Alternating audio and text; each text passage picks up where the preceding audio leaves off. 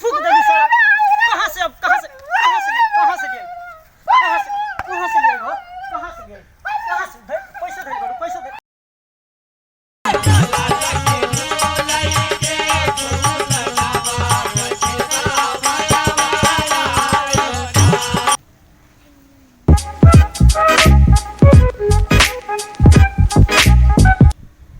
चली लिया के लिपटॉप फिल्म देखब खूब बढ़िया से।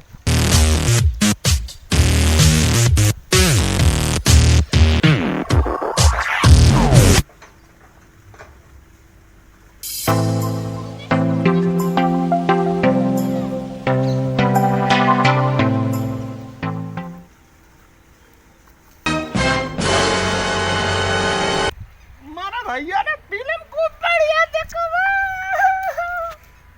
Denied. फिल्म देखब आज मजेदार फिल्म देखब खूब बढ़िया फिल्म देखब मजा आ जाए फिल्म देखे में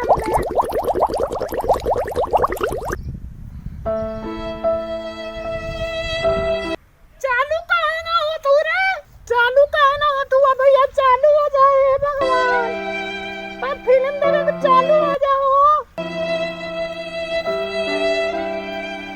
चालू हो जा रे चालू हो जाओ लगा तो चार्ज ना बाइक चार्ज करे के पड़ी का लिया ही तनी चार्ज कर दइए के बढ़िया से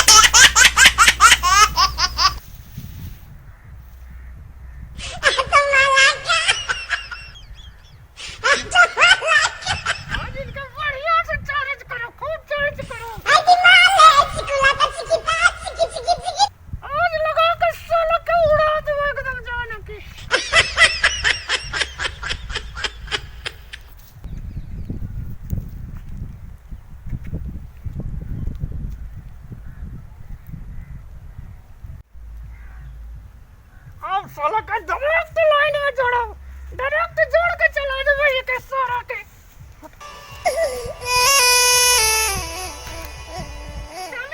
लगा दो बढ़िया से चार्ज कर दई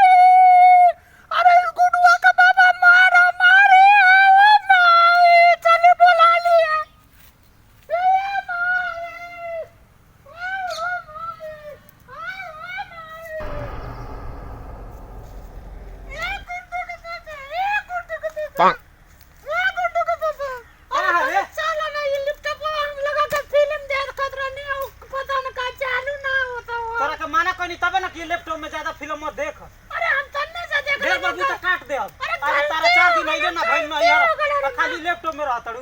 अरे चलो तन्ने से चलो चल जल्दी का करी लैपटॉप मेरे खराब हो गई तो तार उपाय कर देबे मेरा अपन बाप के नंबर दे फोन करी।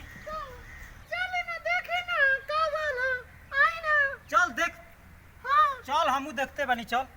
चार्ज ना उतरल ना तो हम तनी हाई तार लगावनी पता न का। Oh no! आई कहां जोड़ले बड़ी है तारवा के? हां वो लाइनिया में चलले आई हुजू। अरे मर जाइबू हो तू नहीं कुछ जाने एकदम डहले बड़ू का एकदम। यही से ना चार्ज होला कैसे चार्ज होला? अरे ई चार्ज वाला की बिजली वाला है रे? चार्जरवा कहां है कर रखले बड़ा? चार्जरवा? हां चाचरवा कहत रही कि शहर के लड़की बड़ा गुरबको होली सा चनाको होली सा। बाबू के अपना कहत रही कि शहर में हमार शादी मत कर। अरे ई बिजली वाला है ना रे, कहाँ रहले बड़ी? अरे रुक, हम चार्जर लेके आओ तनी। लेके आ बाबा।